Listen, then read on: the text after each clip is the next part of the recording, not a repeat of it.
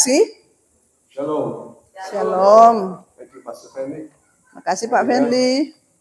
It's a privilege and a joy to be with you all. Ya, sangat luar biasa, merupakan kehormatan kami berada dengan Ibu Bapak sekalian. So happy to see all these young ones Yeah. leading the worship. Luar biasa sekali ya anak-anak muda tadi, mereka memuji, memimpin kita di dalam pujian penyembahan. Brings back memory because I grew up in a not Christian family, traditional Chinese family. Ya, jadi ya mengingatkan saya karena saya lahir bukan dari orang Kristen, tapi lahir dari keluarga Chinese.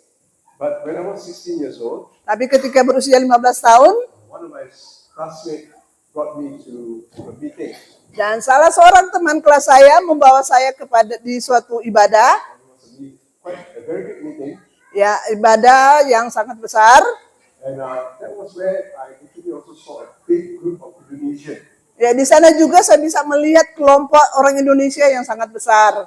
And they were giving a special with the, I think it's musical instrument called angklung. Right? Oh ya, mereka sedang bermain angklung ya, musik tradisional Indonesia.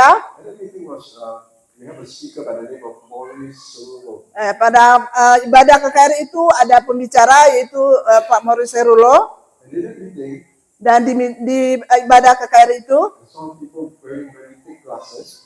saya melihat seorang yang memakai kacamata yang sangat tebal. And after prayer, they took away the glasses because they could see. Amin, luar biasa. Dan setelah ibadah, orang itu bisa melepaskan kacamatanya karena dia sudah bisa melihat lagi dengan jelas. A little girl, Dan kemudian ada seorang anak kecil after prayer, sudah berdoa. somebody clapped from behind her. Seseorang menepuk tangan di belakang dia. You can hear. Dia bisa mendengar.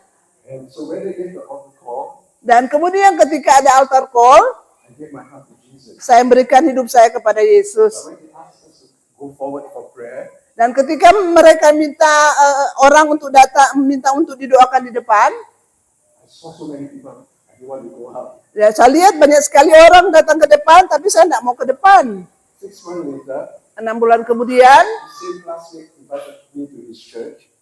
teman kelas saya yang sama mengundang saya untuk pergi ke gerejanya dia For youth fellowship. untuk ibadah kaum muda. And while waiting for the event to start, Ketika meeting itu dimulai, I have this thought that comes to my mind. kemudian seperti ada pemikiran dalam pikiran saya, They go to the pastor and tell him you want to be saved. dan seperti katakan pergi kepada pendeta itu dan katakan, aku mau diselamatkan. Never met a pastor, Dan sebelum itu saya belum pernah bertemu dengan pendeta itu, so I didn't want to go out. jadi saya tidak mau ke situ. The voice came very strong. Tapi suara itu sangat keras sekali berbicara. I went on and said, Pastor, I want to be saved. Dan tapi pada akhirnya saya datang, saya bilang, pendeta saya mau diselamatkan. Now? Sekarang, I said, yes. saya bilang iya. And then from that day onward, I gave my life to Jesus. Dan mulai saat itu saya menyerahkan hidup saya kepada Yesus. And not only that, my brother and my 3 sisters also became. Dan bukan hanya itu, saudara laki-laki saya dan juga saudara perempuan saya 3 orang mereka datang kepada Yesus. My heart is big. I need to also bring my father and my mother to come and know Jesus. Dan juga pada waktu itu saya rindu agar orang tua saya, ayah ibu saya juga mereka boleh mengenal Kristus. So my sisters pray, my brother also pray, and I pray. Dan saudara-saudara saya berdoa dan saya juga berdoa. Nothing changed. Tidak ada yang berubah.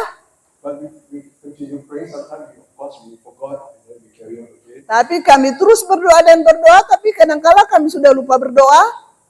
20 years later, 20 tahun kemudian, my father gave his heart to Jesus. ayah saya menyerahkan hidupnya kepada Yesus. Then I told my mother. Dan masih tinggal ibu saya. Another 5 more years, my mother also gave her heart. Dan 5 tahun kemudian, ibu saya juga menerima Kristus.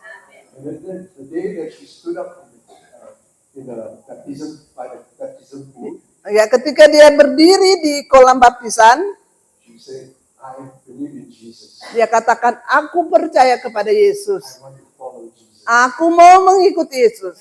Wow. That feeling, money cannot buy. Ya, perasaan itu tidak ada uang tidak bisa membelinya.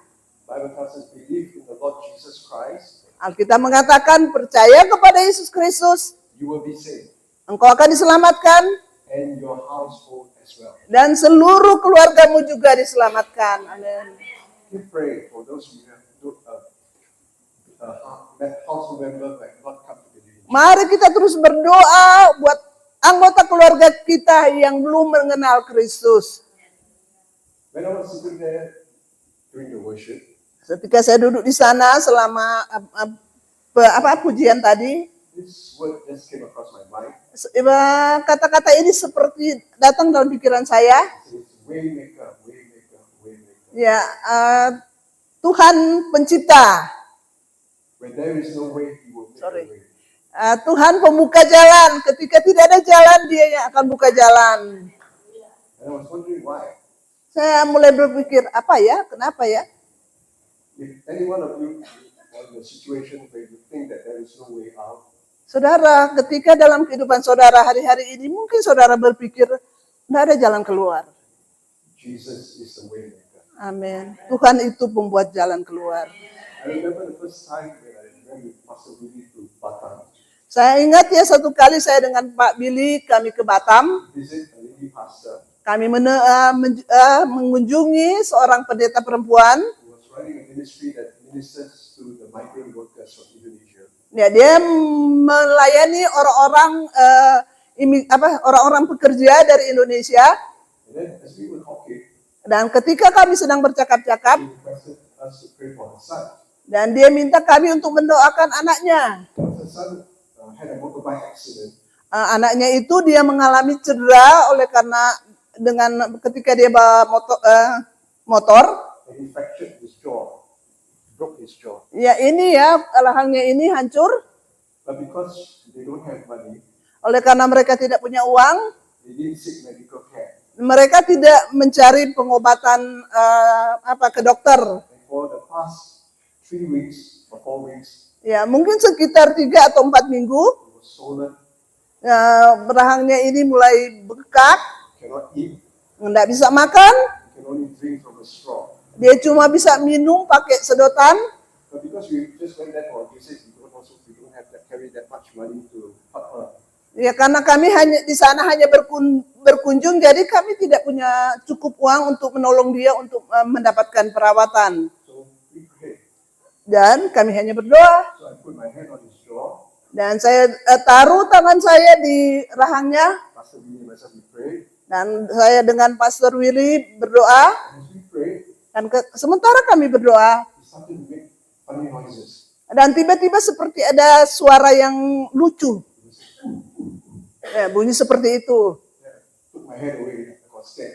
Ya, dan saya jadi takut, saya tarik kembali tangan saya. Because I scared I was pressing too hard. Dan mungkin karena saya terlalu menyentuh rahangnya itu yang mungkin sakit. Then he told the mother, he felt the jaw move. Oh, dan dia bilang sama ibunya itu kayaknya rahang saya itu seperti bergerak. A few days later, Beberapa hari kemudian, I think she texted Pastor Willie. nah dia mungkin kirim pesan kepada Pak Billy. Mother said, oh, now his jaw not pain anymore and he can eat. Amin. Oh, dan dia katakan bahwa rahangnya sudah sembuh dan dia bisa makan. Wow. And there is no way God can do it. Amin. Ketika tidak ada jalan dengan Tuhan. Amen. Tuhan berkati. Thank you. Before I